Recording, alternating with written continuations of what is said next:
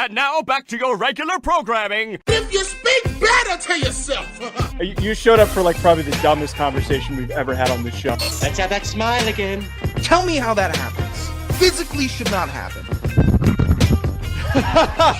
Relax. If you say it Give me as well. 3 times a day, God will line it up. He's just an absolute hack, and he gets his ass kicked by his teammates every week. It's just terrible. Welcome back to Hack City. Joe DeLeone and Sean Anderson, 2 former college football players from the University of Rhode Island. We were supposed to go 20 minutes ago, and we are likely going to be going in this 5 p.m. time slot for the season. Expected schedule, by the way, we're going to be going live on Mondays. We are going to be doing taped shows and publishing on Thursdays as well as Saturdays and also on Wednesdays for FCS. There's lots of content coming this season, but I was derailed. The New York Giants, of course, chose to F with me. The deadline to announce a roster was at 4 p.m. They decided to wait till 4:50 when I was all ready to go. I had my post up. I had everything ready to publish on A to Z Sports. My reaction to the initial roster. Knew who most of the guys were. And those ass clowns decided to wait till 4:50 right before we went live, so we had to push a little bit. Hey, ass clowns! My boy's got stuff to write. How about you get with the times and get it done? All right, that's me. It's more importantly, we got a show to do. That's all right. Yeah. Ass clowns! Look at me sticking up for you. Yeah, we're gonna talk about a lot of the surprise moves that happened with the cut downs. There's probably gonna be some more shocking moves that have happened as well. There's been a couple ancillary trades, a couple small things, but we have to start with 2 sagas that we've been tracking and following for contract negotiations for 2 players that should have been paid a lot sooner. One got the deal that he was seeking. The other got completely screwed. Terry McLaurin gets a 3-year, $96 million deal from the Washington Commanders. Sean, this one's really funny to me. It's incredibly earned. We've talked about it on this show. It is incredibly earned that he is going to be getting north of $30 million and that he is making the same as DK Metcalf per season. But what's so funny about this is you look at it, you look at the number, and then you look away, and you look back at the number, and then you think back to the conversations in the news that we were reacting to way at the beginning of the offseason and through the course of training camp. They were willing to pay him this much?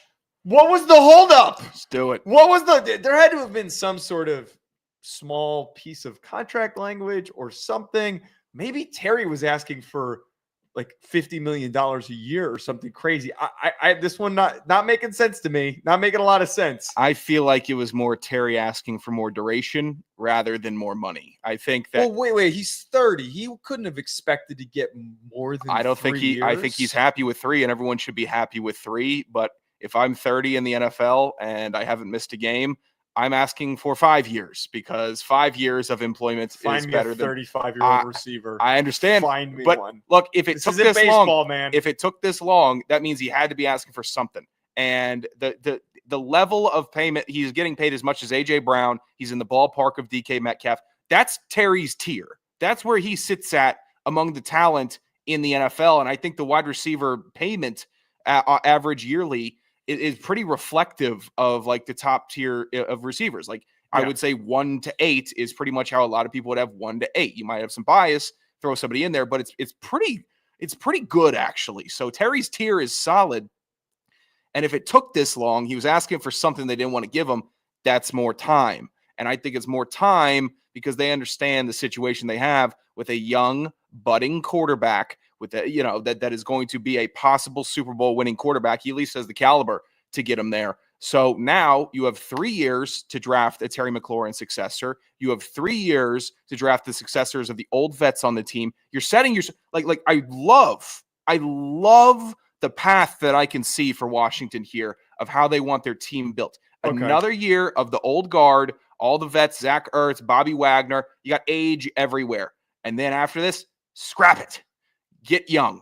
Keep Terry for 2 more years, wide receiver 1, and then just keep finding talent. Build on it, because you already have the baseline. You have the cornerstone in the franchise quarterback, Jaden Daniels. Yeah, this was part of what we talked about, why they should bring him back, that they're in an incredibly unique position where they already have their quarterback of the future for the next 10, 15 years, hopefully. You have all of these veterans that are playing way better than they should at their current ages.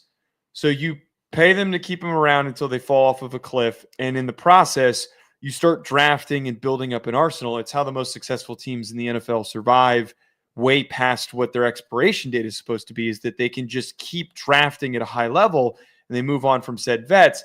You've built up this army that is going to just be always there to rally around your young leader in Jaden Daniels.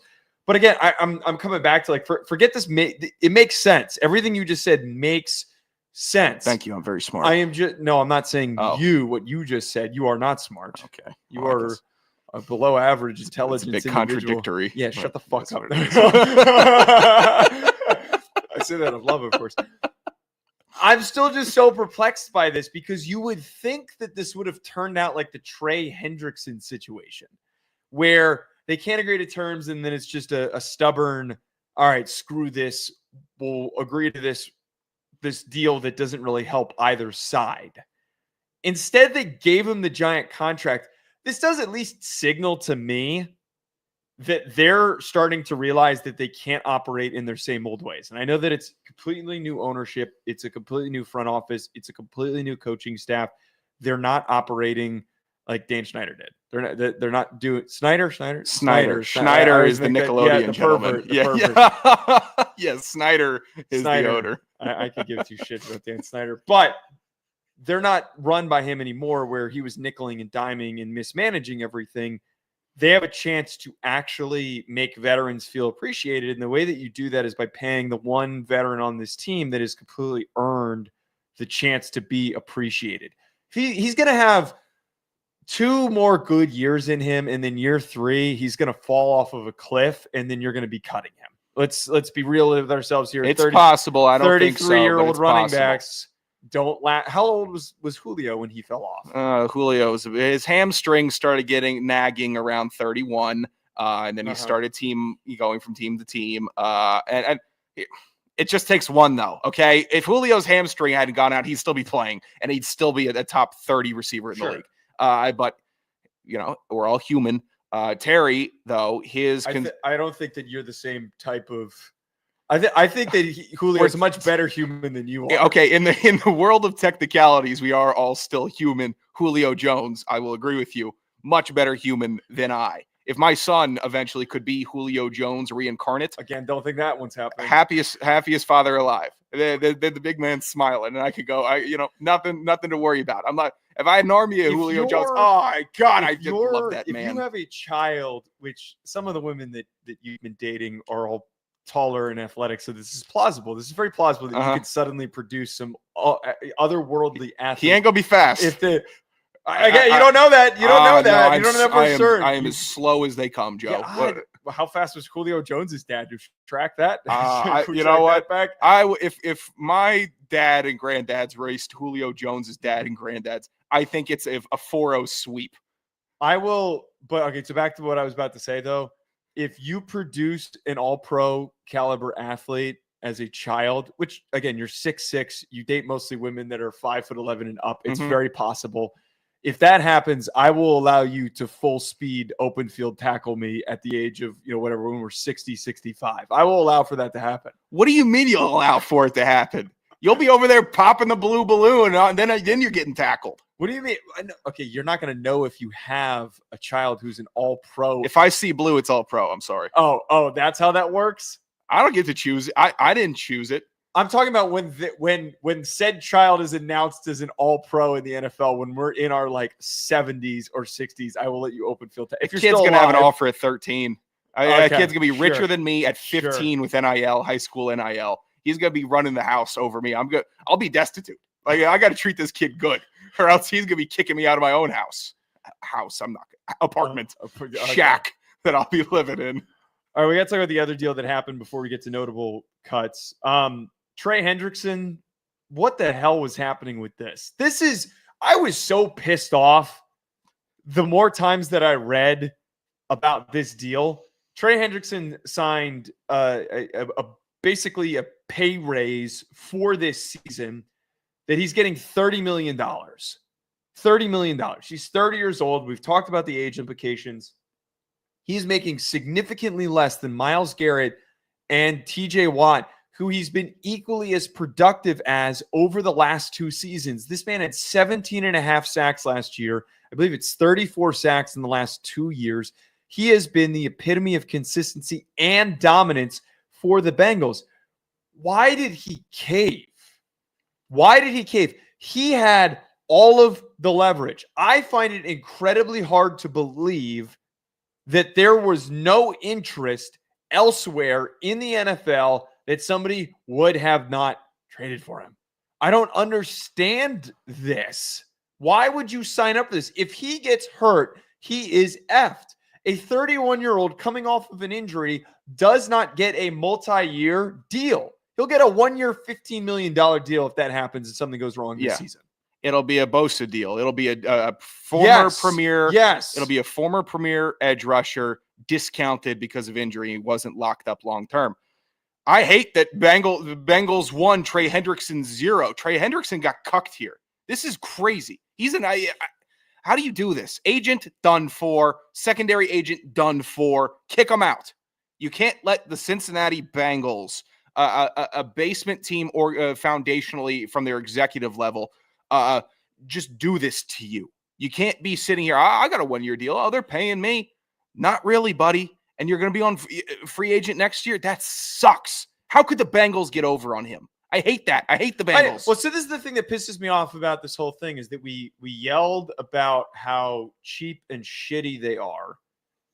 And by the way, we never talked about the Boomer Esiason thing. Oh, did you see that? Oh, of course I saw that. It played in all of this for anyone who doesn't know what I'm talking about. Boomer Esiason on his morning show on WFAN, him and Gio were unpacking how he got invited to a Ring of Honor ceremony with the Bengals. Yeah. And they offered him a block of hotel rooms that he could stay in, not comping him, a discounted group rate, which is absurd for a player whose name is on the stadium, is one of the greatest players in their franchise's history, didn't offer to pay for his flight, but they invited him out to a Ring of Honor ceremony. So that there have just been so many negative headlines that have come up with the Bengals for how cheap they are. And they win the Shamar Stewart situation because Shamar Stewart's agent is a doof. God. And they win the Trey Hendrickson situation in a way. I think Hendrickson, as long as he doesn't get hurt, gets to just walk away, leave this year, be a free agent. And if he finishes with, I think, at least like 12 sacks and he's still at the top of the sack leaderboard, he will get a massive contract for 3 years and he'll retire at 34 or just get a couple more deals down the line until he's completely done. He's got 2 years of prime left, though. We looked at it. We think. We unpacked History would show that he has 2 years of very significant impact on the defensive line, and he got locked down for an extra one. Free agent next year. What does that mean to me? That means like you might as well have gotten tagged. Why are we just sitting here floating in the nebulous, in the ether, if I'm Trey Hendrickson, with no certainty? Get off of that team. Get off the team. Don't play this year. Save another year of the wear and tear. He shouldn't give another ounce of sweat for this team that had the disrespect to lock him down for 1 more year. This team isn't building for the future. They have no clue. They've got a couple golden puzzle pieces, and the other 96 are overturned, and you're just looking at the cardboard, and some of the little pieces aren't properly jigged out, and you can't put them together. It's a mess of a team that has a couple stars. Somebody needs to sell me why you're believing in Cincinnati this year, because I don't have it. I don't have this belief in them, even though they got alpha quarterback. They got alpha wide receivers, literal like top of the food chain predators in the NFL. Well, and they on this team. Top of the food chain with Hendrickson too, for how productive he's been. I don't want to hear any Hendrickson slander for how good he is. The thing that bothers me and why I support the Bengals roster, but I am not an advocate for them to be successful this year because of the weird bad vibes that are around this team at the current moment. It just feels really, really off. I'm rooting for them. I would like for them to be good this season because when they're good and Joe Burrow and Jamar Chase are celebrating touchdowns and they're in a playoff game throwing up 500 yards, it's freaking fun. It's the best. But I just hate that there's this awful gut feeling of having to associate my love for this brand and this team and what it means for what the success means for the front office and ownership, that like they get to get away with it. I hate it. I hate that there could be. I hate that it's Burrow. And Burrow going anywhere else is different, especially if he's in the AFC. He'd still be a rival with Mahomes. He still wouldn't fear Mahomes. He'd still have a team that didn't fear the Chiefs. And it sucks that literally, that's the coolest thing, by the way, in the AFC is the Bengals when they play the Chiefs, because they don't like those dudes. That's old school rivalry shit. And that gets me fired up. And you know who I get fired up for? I get fired up for Cincinnati because they show balls and they show teeth when they face that team. The Kings. It's different when Buffalo plays them. That's more of it's more technical football. When the Bengals play the Chiefs, it's punch you in the mouth time every single play. And I'm going to hate to have to look at this guy, Trey Hendrickson, going up against him at some point this year. And I'm like, well, I guess he's gone after this year. This will be done. It's just they operate in a way that is unholy to the spirit of football, and that makes it harder for me to invest in them legitimately. I do not agree with how they operate, and I don't think many other people do. It shouldn't be a hot take to say the Bengals irritate me to my core with what they do and how poor. God, they better come out of the gates hot. If it's a 1-3 slow ass sloppy Bengals start again, cooked. Thanksgiving goose cooked. Christmas goose? What is the goose? When's the goose? Christmas, I think. I'm not a big pheasant bird expert. They're pheasant bird.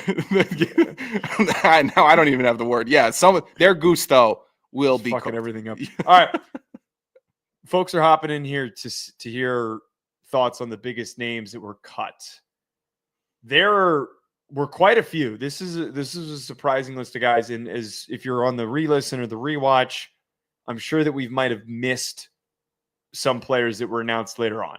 But as of right now, these are the most shocking, recognizable names that were cut from their teams at the deadline for the 2025 season. Malachi Corley, wide receiver from the Jets. Linebacker Isaiah Simmons from the Packers. Carson Steele, running back from the Chiefs. Pierre Strong Jr., running back from the Browns. Tommy DeVito, quarterback from the Giants. Quarterback Hendon Hooker from the Lions. Safety Shilo Sanders from the Bucs. Wide receiver Hunter Renfrow from the Panthers. And then guard Cole Strange, former first-rounder from the Patriots. Again, there's probably going to be some more moves that are announced as the night goes on. Some of these aren't surprises. Some of these, you kind of knew that the time was coming. Tommy DeVito was an example of that. The Giants brought in Russell Wilson. They brought in Jameis Winston, and they drafted Jackson Dart. There was just no way that was going to make sense unless he looked heads better than Jameis Winston, and they were going to trade Jameis Winston, which there was speculation of them potentially doing that. I don't think they wanted to. I think they wanted to have that veteran leadership presence, which clown on Jameis as much as you want. He is still one of the better backup quarterback leaders, vocal leaders. It's great to have in on the the NFL. team. Yeah, he's a total great vibes. When the team's going to be asked this year, it's good to have a vibes guy like Jameis Winston to rally around. So DeVito wasn't going to stick. Kind of funny if he just ends up on the Jets. That'd be pretty. Oh no! Spare us! Spare us! What the would shtick today. The what Tommy DeVito shtick. I get him on the West Coast. Well, I was going to ask, what would be the least Italian place for him to go? Seattle. Why was it the immediate thought for what? Where they're where would no Italian be? I'm the Italian. I should feel like I should know the answer to this. Green Bay. Green Bay would make sense. I also feel like Houston. I feel like I don't know a lot of Italians hey, my family moved to Houston. I'm tipping. That would be insane. Well, most Italians ended up in California and in New York, New Jersey. And Italians in California? Yeah, a lot of them. What? There's a lot of them. A lot of DeLeones in California. What? A lot of Californians. I promise you I'm not doing a bit. I'm not doing shtick no, here. I don't know why. I don't know why. It's a surprising amount of Italian. They're actually very curious. What about Arizona? Highest. I don't know about a lot Arizona. of pretty girls in Arizona. Maybe they would flock there. Of Italians per state. Let's see. We got to figure out where we're going to send. Any Italians in Kansas City? I think in the middle. I don't know if Kansas City.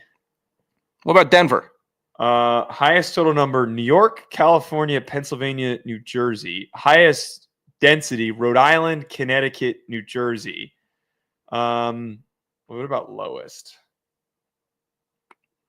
I don't know. This is real analysis. I don't know if I could walk through Denver and find. Could you imagine if somebody decided where to move based on this analysis? What if they where there's the least amount of Italians? North Dakota, South Dakota, Arkansas, Oklahoma. There's also a lot of Italians in Louisiana. I found that out through Blake. Yeah, Texas. My assertion on Texas makes a lot of sense. Kansas made sense for what you said. Minnesota. Yeah, there's not really a lot of. Could you imagine an Italian in Minnesota? They'd be so pissed off that they'd be getting so pale from the lack of sunlight. And all of a sudden, it's so cold out here. Could you imagine if they had to wear those big mittens also that didn't have the fingers? So they're just complain trying enough to about the gesture. snow. It's just Tommy DeVito in Minnesota would not work. One would not work. How the hell are there Italians in California? I don't. Well, That's there's these things called baffling to me. airplanes and moving. Yeah. trucks. Okay. All right. Smart guy. Go screw. They go to. This is like there's a lot world of Italians in I thought Florida that- too. I They thought go they where were- it's warm. I just thought it was We East go Coast. where it's warm, man. I simply There's thought a it was lot East of Coast. Italians out there. How many people do you know that you're just like, yeah, I'm a quarter Italian? It just leaks. We leak our way into everybody's. White people love that shit. I hear a quarter Italian as much as I hear like an eighth Apache. Yeah, go ahead. And I'll steal a Ronnie B line. No one's ever claiming that they're Sioux, that they were part Sioux. It's always the warrior tribe. But that stinks. Yeah, I don't know where it would be. I don't know where it would be funny to send Tommy DeVito. Oh God, just send him and his fans somewhere else. All right, don't be mean. I kind of appreciated the shtick. Where I was bothered by the shtick was the fact that he won 3 games in 2023 when he should not have. And he always won the games when they didn't need him to, and they needed to be in the top 3 or the top 1 of the draft. But no, instead he just came out the doing low-hanging fruit tree every time. Hey, we get it. Is Tony Soprano the only guy you guys got? Is that it? Because he's the only. Anytime an Italian is in sports, it's in this house we treat so and so like a hero. We don't have a lot of. Italians don't exactly. We don't produce a lot of big explosive athletes. It just doesn't happen. A lot of angry ones, sure. A lot of angry ones. We don't produce a lot of big. How do the Polish do it? There's a billion great Polish pitchers. How are they able to do it? I don't know. Well, I think are Polish people. Okay, we're getting really off track here. The one I want to talk about this guy, and then I want to get to Cole Strange. The Malachi Corley shit is kind of weird. Yeah. I was fine with him as a draft prospect. I wasn't one of the cultists that was obsessed with him. There was a real crowd, and the real crowd was also in the Jets organization as that whole front office and coaching staff was obsessed with him. He got waived. He got cut. He's gone. He's out the door. Aaron Glenn said that guy was literally the energy of the last coaching staff in front office. Get the fuck out of here. We can't have any of that. But he also was unproductive. I'm sure that it was a number of things. He had the big play. You know what? I was high on Malachi Corley. I was excited for him. He could have possibly had been the next Deebo Samuel. You know what turned me off on him immediately? Fat enough. And is when that's true. When he was a rookie, I guess Garrett Wilson or somebody, they're in a meeting and he was taking a video of everyone's notes. Malachi Corley did the aesthetic notes where every letter had to be perfect in the same size. And it was like performative note taking. I'm like, this guy doesn't love ball. The notebook, a football player's notebook, it's all curled up. Should be There's a lot of stains on it too. You don't have time to make it aesthetic. You have to optimize. You have to optimize your circles, your squares, your routes, your letters. It's like the doctors. It's like how doctors write. Like it's its own language.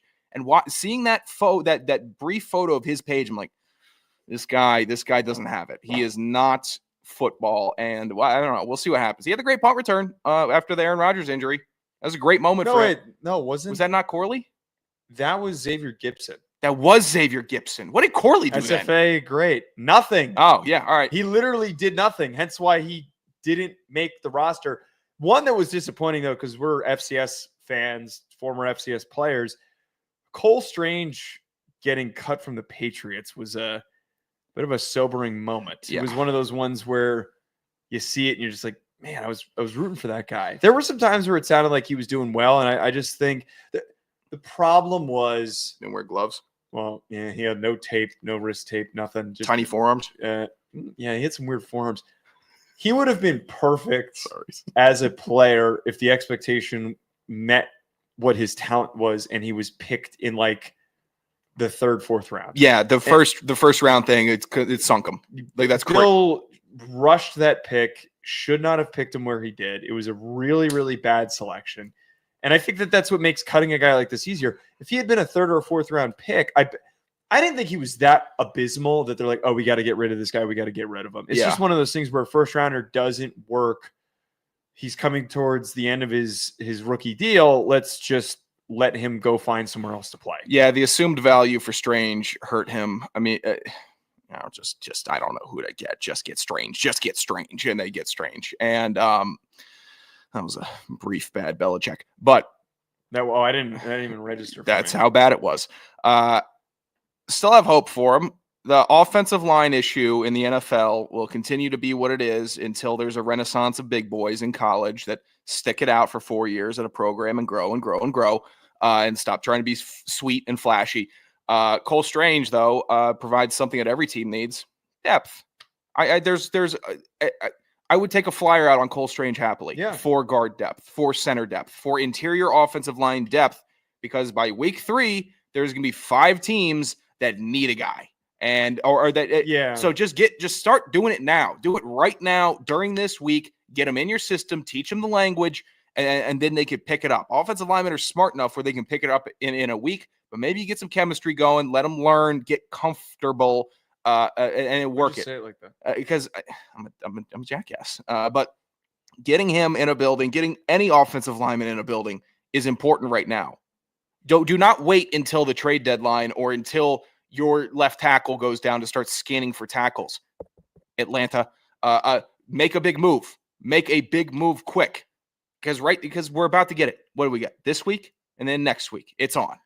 Yeah, it's right around the corner. I'll tell you what, and this isn't going to happen as a Giants fan and someone who covers the Giants, I'd much rather have Strange on the roster than Evan Neal. Oh, the worm. Evan Neal's bad. Yeah. Evan Neal was comically bad. There's been this weird group of individuals that love him. The dude can't turn, which is a problem. It's a great way to describe what he's got going. Cole Strange, I think that there is redeemability for him, as you just said there, where he can be on a team as a 6th lineman or the next guard in for a few more years, and that's how he'll carve things out for him. I would much rather have that. Evan Neal always just, to me, has had an attitude. It showed up with him thinking he was too good for the fans with the way that he commented on the criticism. You boo him! You see him in McDonald's, you boo him! That was one of the LaGreca rules. Awesome. LaGreca will always rule, man. I don't know. I would kind of appreciate Cole Strange over Evan Neal, who's just like, even him talking about making the transition to guard this year. I could just tell from his tone that it was, you don't care. You didn't put the effort in this offseason. Eric Flowers situation, maybe? Dude, he was worse than it. Because Eric Flowers actually became like a decent guard for a minute with the Commanders. Happy with him. Yeah, he had a good year. He did some good stuff with the Commanders. Evan Neal has no redeemability because he's the same big, overweight, like immobile mass that he is. Useless. Yeah, maybe he needs a wake-up call. I wouldn't be surprised if it's like, okay, you're cut, and then Evan Neal in the lab, and he's ripped and he's shredded, faster than ever. I'm lighter than ever. I mean, he'll go to the Eagles and do that. Watch. Mekhi Becton had to get light, and Mekhi Becton got injured. He was overweight, and he got injured again, and he had to lose some weight, and then he went to the Eagles. He won a Super Bowl, and now he's the star boy in Los Angeles. I'm telling you, that bullshit's going to happen. It's not even funny. They're going to do it with Kenyon Green this year, and Kenyon Green's going to go sign with like the Rams or something, and then they're gonna sign Evan Neal, and we're all gonna be sitting there. We're all gonna be sitting and reading that headline. I swear to God, Howie. If you turn that man into a Pro Bowl offensive lineman, Because he'll find. Yeah, you're right. He takes the biggest, most athletic guys, and he finds a way to make them work. Here's the fun thing. One thing though, in this hypothetical, I'll keep this brief because I have some names that we didn't mention initially that I'd like to talk about. I think that if Evan Neal was hypothetically playing for the Eagles at guard, then Dexter Lawrence could be looking at a 3-4 sack day after going up against that tub for years in practice one-on-ones. You think he doesn't know every little idiosyncrasy? Evan Neal has no idiosyncrasies. What do you mean? You think that man has a developed enough game that Dexter Lawrence is like, oh, I know he's going to counter with this? Evan Neal's just out there, man. He's in the NFL. There. He can't just be out there, Joe. I need you to watch. Put those eyebrows down. Put those eyebrows down. Some Evan Neal tape. He's just out there. God. He's got no. This has been his problem. He's got no instinct. He's got no awareness. He's got no feel for the game of knowing how to handle, react, and adjust. He's just out there. If he doesn't get on you on the first second of the snap, the play is over. Jackson Dart got smoked in the preseason because of that on one particular play. What are some of the other? You wanted to talk about Hunter Renfrow. What was the deal with I'm just so confused about Hunter Renfrow, and I got some more. But Hunter Renfrow, cut from the Panthers. Who is this guy? Pro Bowler with the Pro Bowl season, whatever, with the Raiders, going bonkers, 1,000-yard guy, route god. And then you have that Derwin James interview that comes out where Derwin James is like heaping praise on Hunter Renfrow. Like, that dude's cold. Like, maybe he was on the Pivot or he was on one of the athlete podcasts. He was talking about him. And they were like, what? Really? Hunter Renfrow? He's like, believe me, the guy's cold. Why can't he stay on a team? Is he a shit talker? Does he have an attitude that we don't know about? Like, what am I missing on Hunter Renfrow where every football player thinks he's like walking Jesus and every front office? He had like an immune issue that kept him out of the mix for like he lost like a ton. I don't have the full story off the top of my head, so I'm not going to go too deep into it. But he had an immune issue that caused him to lose weight, so he couldn't play for a period of time. And then this was his way of trying to get back into it. I feel like out of anybody, Hunter Renfrow eventually could, in a couple years' time, maybe get a shot. He'll never return to what he was when he had that great season with the Raiders. Man, look at the big brain on you. Severe case of ulcerative colitis. Yeah, he had like an autoimmune disease. He had a very weird autoimmune disease that caused him to lose weight. And think about how hard that would be to come back after all that. With what I'm putting out in the turlet, I might be walking around with that every day. I know I'm not saying I could go out and route up NFL corners. But let's see your release right now. What's your release package? I tell you what, we're hand fighting. I'm not getting 5 yards in a second. I'm hand fighting for a little bit. Slant God. I'm going to be far enough to run a slant. I'm going to be 5-yard fade God on 1st and 10. Just throw it up to the sideline. Let me catch it, and then I'll go right out of bounds. You're running. You're hand fighting on screens. That's what we're doing with you. The first ever wide receiver to be doing that. Oh God, that'd be awesome. Just shove, come back to the ball. Hope no one saw it. That's what you're going to be doing. I like that. I was on the line blocking for myself, and then I was able to step back and catch it. Why has no one tried that? Maybe it's PI. Renfrow's tough, though. I hope that he's a great story. He's like defied odds every step of the way. He's one of those players that you hope figures it out. I have to give a quick shout to Hendon Hooker, man. This one stinks too. We played against him, or I did. You were injured on the sideline. Went against him for his first ever start when he was at Virginia Tech. Last game, yeah. Yeah, his first start. I was injured as hell. His first start came when he was at Virginia Tech against the University of Rhode Island. I got the chance to meet him at the Super Bowl, and he remembered like the entire game. He mentioned Vito. He's like, yeah, your guys' quarterback was great. You had that one receiver who got drafted, referencing Zay. Really nice guy. He gave me the can of beans that now sits behind my head on my other set. Mm-hmm. It just sounds like I had talked to somebody who covers the Lions quite a bit, and he didn't like Hendon Hooker for some reason. And a lot of it came from, I think, that this hope that he would eventually become this great starter. He looked like it when he was at Tennessee for that stretch. Goes down with the knee injury, and he just never was the same. Decision-making never clicked. It almost feels like maybe the confidence was shot. This one hurts me because I really was hoping that he would turn into something. I like Hendon Hooker. And the fallout from Hendon Hooker getting cut has been interesting. I'm gonna defer to our college football aficionado here, Joe. People are trashing Tennessee because of Hendon Hooker. They were saying there was narrative about if I wanted my kid to go to the NFL, I'm not putting him in that Tennessee offense. What are they doing at Tennessee? Because when it was surging, when Hendon Hooker was really dealing at Tennessee, I'm like, this kid's good. This offense is good. What am I missing with the Tennessee offense? It doesn't require a whole lot of decision making. It doesn't require. I think his downfall had a lot more to do with injury recovery. And I think when you're dealing with like a serious knee injury, you have to have like some serious tact. You have to have legit mental wherewithal to go through that.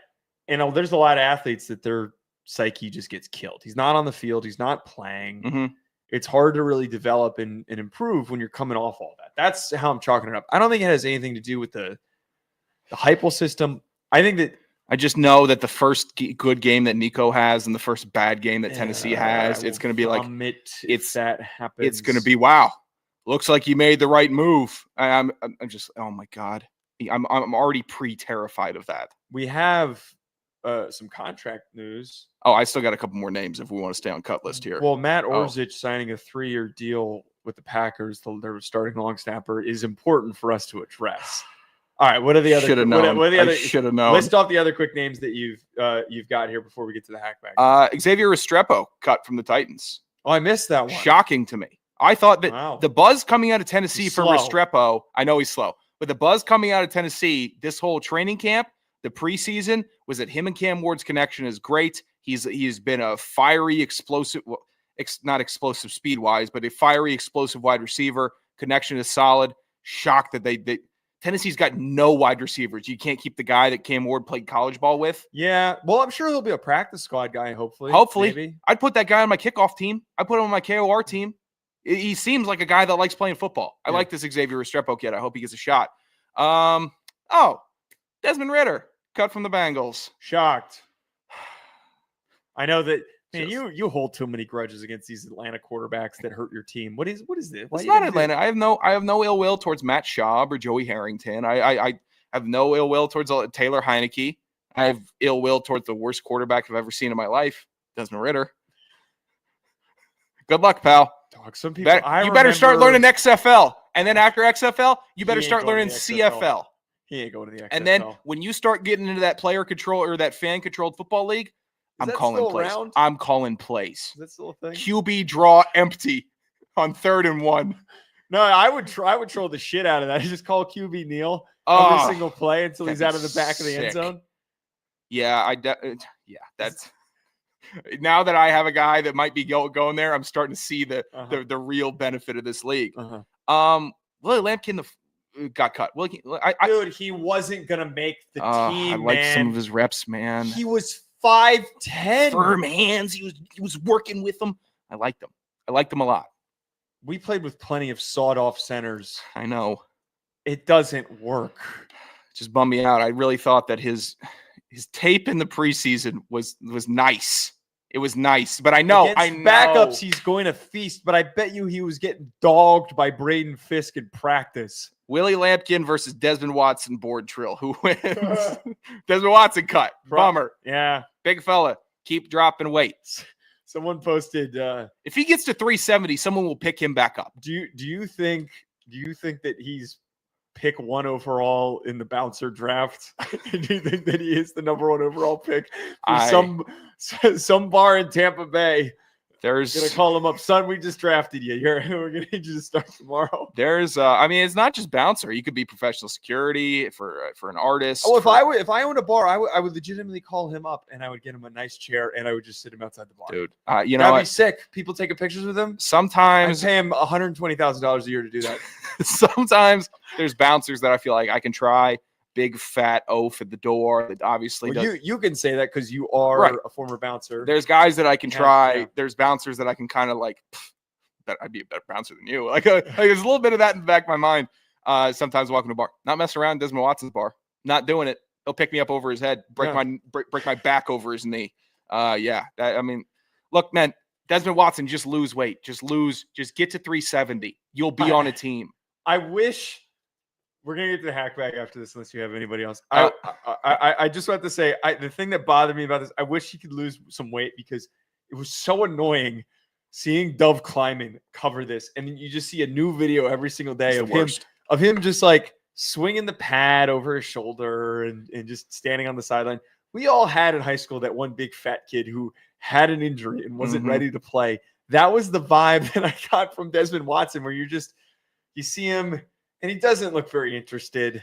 Yeah, it's a bummer. God, you still follow Dog or not follow? You haven't muted I Dog? wish I have muted I muted him. I muted him. I think I should mute him now. I muted NFL Rookie Alert. I muted all ML Football.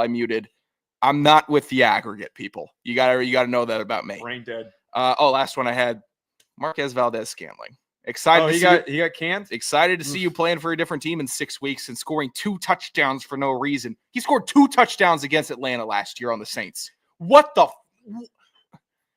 He's gonna get picked up, and one of you out there, one of you listeners, he's gonna play against your team and go off. And it's going to be one time out of 17 weeks. And then he'll disappear. And then he'll disappear right back like a magic trick. I think I am, after seeing him stick around for so long, I think I'm team MVS as long as he's not on the Saints carving me up. Good luck with Spencer Rattler. I cut Jake Haener. Why you cut the sexy boy? Why are you cutting Jake Haener sexy man? I think the bigger issue is that Spencer Rattler is the starting quarterback for that team. 2nd round pick. They should just punt on every possession. He's not even starting. Tyler Shuck isn't even starting. A whole bunch of you should seriously. They should have cut Shuck if he's not ready. You can't have a developmental 26-year-old quarterback. Oh, it makes me so happy. It fills me with so much joy. It's just Spencer Rattler's season. Stupidest headline that I've seen in my life. And somehow, Spencer Rattler, because he's on such a bad team with no future, I'm rooting for the kid. I'm rooting for Spencer Rattler now. No, because Lenora Sellers, come on down. Wait, so see, you shouldn't be all happy and smiling and giggly because you're this time next year or in 3 years from now, you as a Saints hater and a Falcons fan, I'm gonna hear you or you're gonna be telling me that you threw your TV out the window because Lenora Sellers shrugged off a 350-pound lineman and then ran 40 yards for a touchdown. It probably would be Rook. I'm going to say this. I'm not scared about Lenore Sellers in the NFL. In college, sure. I think that man is going to he's going to make a lot of I pray he ends up on the Saints. So do I. I can't. Jesse Bates will have 2 picks a game against him. No. That man is going to ruin your mental health. I promise you. I understand he makes some video game plays and it is irritating, but I've seen the one play enough where he escapes the sack and he escapes the other sack. And what is this heel? What is this turnaround? You know what? You've always said you'll turn around if you feel it necessary. Your turnaround on Sellers. I hope that it's real. There's no turnaround. The criticism that I had for him was a joke that didn't land, me making fun of the fact that he wore glasses as an idiot who wore glasses. I have always liked him as a player. He is one of the most hilarious players to watch in the pocket because these poor souls think that they can tackle him. Yeah, it's tragic. And they're just slipping off of him like he's coated in butter. And then he just launches himself upfield or has the most aggressive throw down a tight window and completes a pass that he probably shouldn't be able to. One of the most exciting players in college football. Very, very exciting. He's what Anthony Richardson should have been. Not worried about him in the NFL. You're a bad take. The least. I had him as the first overall pick in the mock draft that Ryan and I did this week. 1-1? Yeah.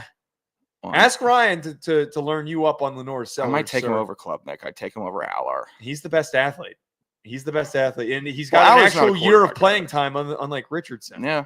Don't touch Aller. You don't want to touch Aller. I'm not touching Aller. He's not a QB. He is a robot that learned how to throw a football. 201-834-4308. Call into the hack bag. Questions about the NFL, college football, FCS football, or if you just want to give us a shout while you're on the toilet. We're still waiting on one of those. Those haven't come in yet. This is the hack bag. The mail never stops. This is the Hack Bag. Hit us on Twitter for questions or call at 201-834-4308. More sellers, I'm sure. All right, let's get to a voicemail here. A nice listener, 201-834-4308. Yeah, I just watched your little podcast. It was pretty entertaining. Thank you. I think you guys are a little off on a few things, though. Your top 3 vote getters lost like 85% of their team. North Dakota State's quarterback, he's fucking horrible at passing. South Dakota State, their whole team was their quarterback. Same with Montana State. So I think you guys are way off base. You should have the Montana Grizzlies ranked number 1. Out, J-Rock.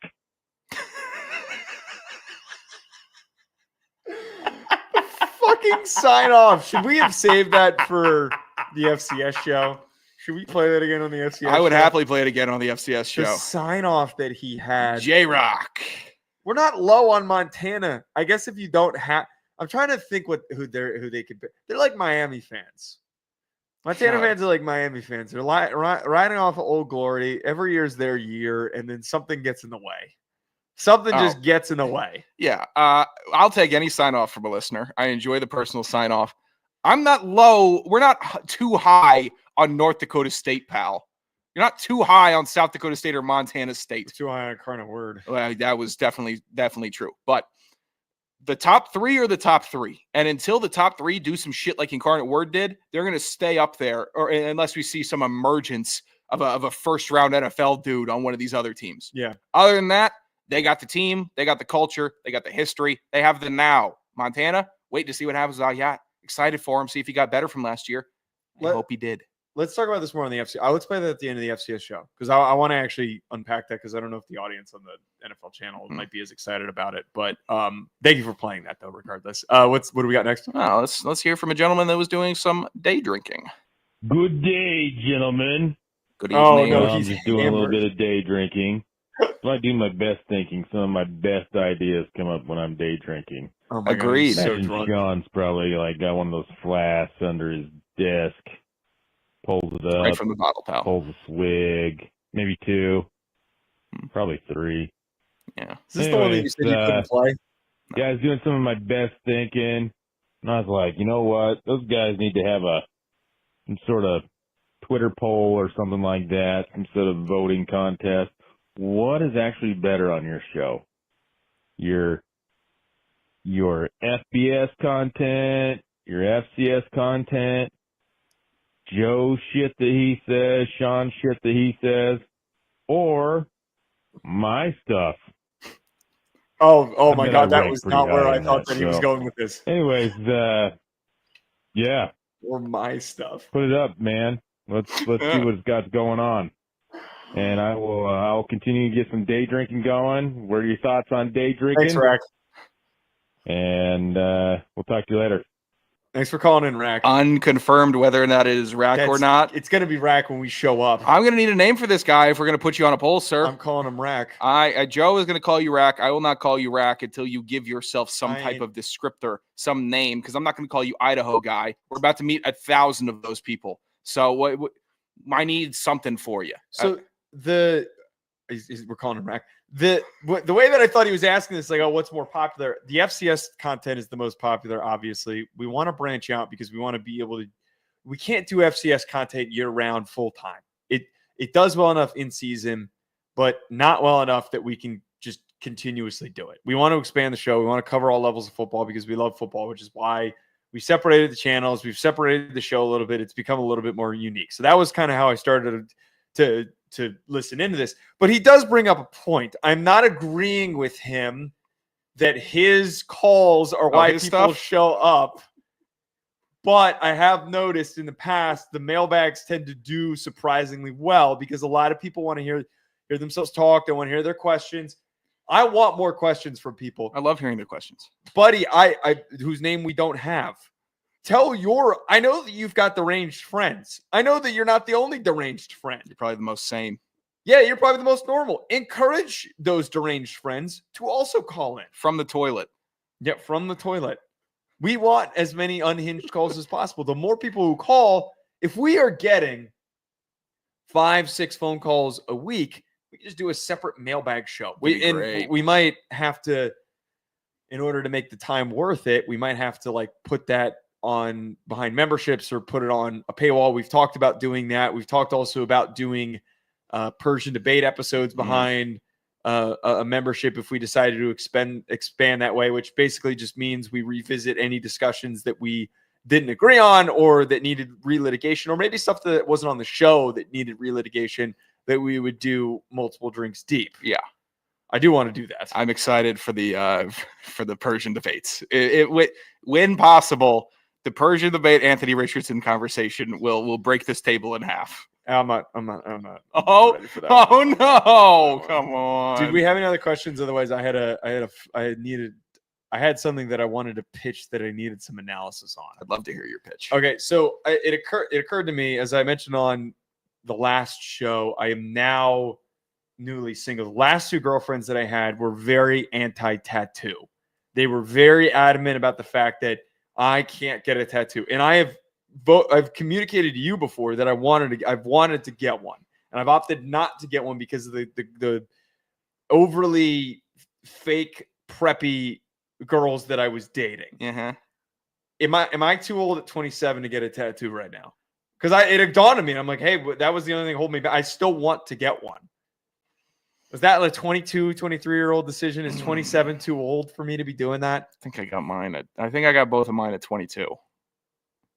That felt like, for me personally, like if my next tattoo that I would get when both my parents are gone off the planet, because I'm not gonna do that whole situation again. Were they mad at you? They weren't mad, but it was just like, you don't get that back. You know, that whole. My dad has made it perfectly clear I can do whatever I want. There's a couple of things that he thinks are not good ideas, but he has been perfectly clear. Like, go for it. Now, you shouldn't do this because it's always a mistake to get to do this. But what are you thinking about getting? Because you should never tell people what you're thinking about getting, because they're going to destroy your. Well, I don't. Well, we do a podcast here, so the whole point is saying things that get us destroyed. That's the reason why we do this show.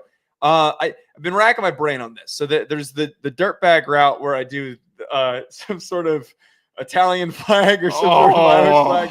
Are you gonna get the horn? Yeah. Well, so that's the other thing. I don't know where to get it. Tattoo a chain on yourself. Tattoo an Italian horn chain on yourself, please. Keep it outside the collar so it's business pro. But you take the collar off, you got a chain tattooed on yourself, please.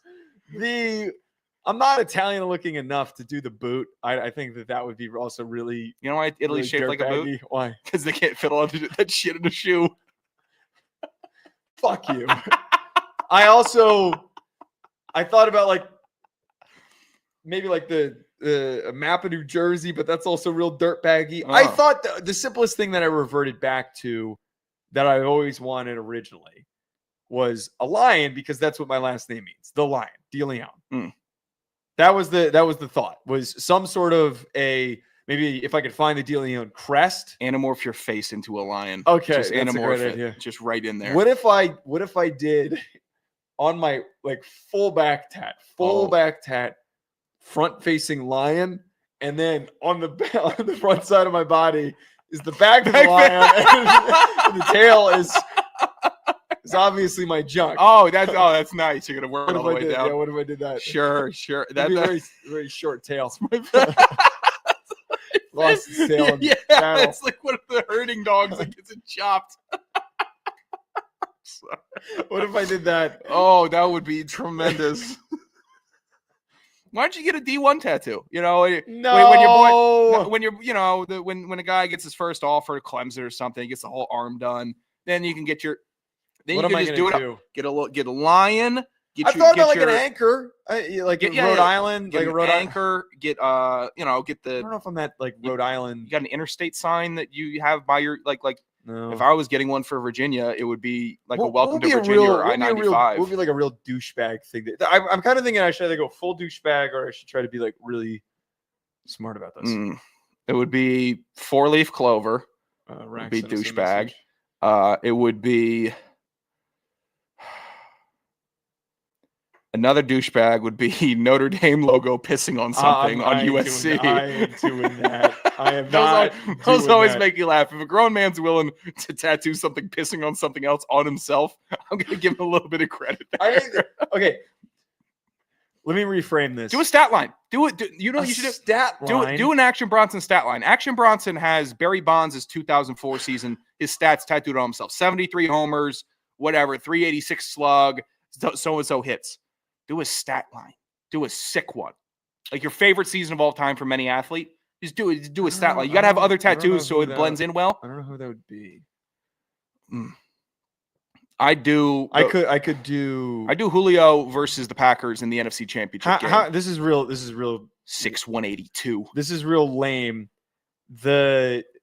Long snappers don't have stats, but I did start 39 games. How could I do, if I do 39 starts, that looks dumb. What if I just did the number 39 on on my forearm? 39? Yeah. It's not a sexy number. Okay. 30. What would that be in like? Oh yeah, you know what I could do? I could do Roman numerals. Yeah. 39 and 41. So I could do 39.41 Roman numerals. I think that'd be a pretty 39. 39. Roman... XXXIX is 39 in Roman. That's gonna look like I got a bunch of porn shit on my Yeah, nice. 41. XLI. Ain't bad. XXXIX. Joe's got an XNXX tattooed on himself. It's gonna look like a URL for a porn video on my arm. Get a QR code or a barcode or something like that. So if somebody scans it, it takes you to the show page. That'd actually be kind of sick. God, yeah. What if I did my awesome for life? What if I did you're locked in for life? What if I did my URI bio? So yeah, that's me. It's my Wix website. That's what it's going to direct you to. Well, one you can actually always update too. You could put some cool shit on it. This reminds me, before we get out of here, I can make a whole website of just like random shit that it's joestattoo.com, and it's just everything that you want people to know about you when they scan your tattoo. I was thinking about this before we get out of here. Is it egregious? Is it a bad idea that I have listed myself as 6 foot on my Hinge profile? Before you answer this question, if I ever get called out for it, I'm going to say, well, if you look me up on URI Football's website, it says I was 6 foot, and I could just say some bullshit where like that's an official measurement. I'm clearly not 6 foot. The 5'10" to 6 foot drop off. I'm not 5'10". How tall are you? I'm 5'11 and a quarter. But this is my problem. Here's what my argument would be on a date. If I got you're not as tall as you said you were. If I put 6 foot, we're not here on the fucking date. Yeah, exactly. It's not enough of a difference. You should know better that 6 foot means 5'11". If you got a problem with it, you can fucking leave. Get some. This is a rough start to the date, Joe. Now I will leave. Now that you're screaming at me about your height. But thank you. Take this focaccia bread back, please. I am not entertaining this gentleman anymore. I hate doing dinner on a first date. That's a bad Just walk it out. Short fucking loser. That's where you want your dates to start going off. Yeah. Hey, waitress. Yeah, shorty over there wants to get him his check. See, we have pitched the idea of either of us sitting in on the opposite person's date. So, like, if Sean went on a date, I would sit in on it. If I go on a date, Sean will sit in on it. You want to do that tonight, by the way? You're more than welcome to do that tonight. Oh, you got a date tonight? I do have a date tonight. Where you go? You going to the city tonight? Yeah, I gotta go into the city. I'm a big dumbass, man. I scheduled a Tuesday date. Yeah, you're a sicko. You know what I'm thinking about doing though? I would charge you for this, but I wouldn't charge you that much. Maybe my drinks at the bar that I would get. What I would do is, if you're sitting at a table getting drinks or a dinner or something like that, I'd bump into your chair or your lady's chair, like a little drunkenly, and you'd be like, "Hey, the fuck out of here!" You know, you walk. And then you're gonna walk away sheepishly. You talk me down. I couldn't keep a straight face. I couldn't keep a straight face. You talk me down in a bar, and then look at you. You look like freaking Johnny Bravo over here. You're too much. You want some dick? You're too much larger than me. And then that's a weird. So much larger. So much. You're so much vastly larger. You're vastly bigger than I am. That it's not going to be believable.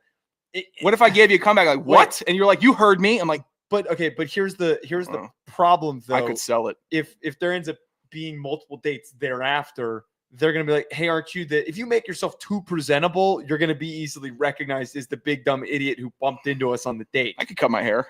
I'd cut my hair right down. She wouldn't even recognize me. That's not how that works.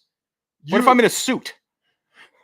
That I'm would never draw in a suit. More attention, But to I'm you. never. I got to do something that I'm never in. I'm Wear never a in a suit. pinwheel hat or something. Too. I'll be in a suit and my straw hat. How about that? And then she'll be like, "What a freak!" I'll be like, "Yeah, I just came back from the pervert convention. Unlike your man who's taking you to a respectful date. You know, that's what I'm doing, and he just talked me down. Why don't you give him some pussy?" I do think I had wingman for you after I got scolded. I do think that if we do end up doing this procedure, I think that the old school disguise glasses, the ones with the big the big schnoz. Can we do that? Can we do that on the date? The opposite. So you're just labeling this as the procedure, also. Yeah. Okay, so the I want to procedure. do this at least once. I think this would make for good content. I think it would be really fucking funny. How deep into the city are you going tonight? I'm only going to Chelsea, so it's right off of. Oh. I was debating driving because it's a 15-minute drive, but I think I'm just gonna walk. I could make a stop in Chelsea. Do you actually? Oh, you got a friend that you want to see tonight? You got a friend you want to see tonight? Do you want to see a friend tonight? No, I'm just kidding. That's so foul. End the show. Gotta get out of here. That's disgusting. Talk your penis on the show. That is insane. Wait, hold on, dude. I gotta get out of here. No, you know what I'm now realizing on these fucking dates. Now I got to explain to him like, oh, you do this full time? You're an on-air host. What does that mean? What are your shows like? Well, I do this and this, and I do one with my roommate. What do you guys talk about? Oh, my roommate talks to his penis on the show. On the show, my 6'6", 350-pound roommate. Yeah. I'll be like, I promise you, it'll be like 9 o'clock at night. I'm like winding down. I'm like, I'll be in the bathroom, like getting my night ready. I'm like, what did you say tonight? What like there were a couple shows ago. I'm like, I think I dropped the point a couple times in a row. I'm like, you do that every show. What are you doing, dude? Like I'll be looking at myself in the mirror, like, what did you say on the show? That one right there, worst in a while. That was bad. That's gonna eat at me for a little bit. All right, 201-834-4308. Call in with future questions at Joe DeLeone, at Sanderson Radio, at Hack City Pod. We'll talk to you later.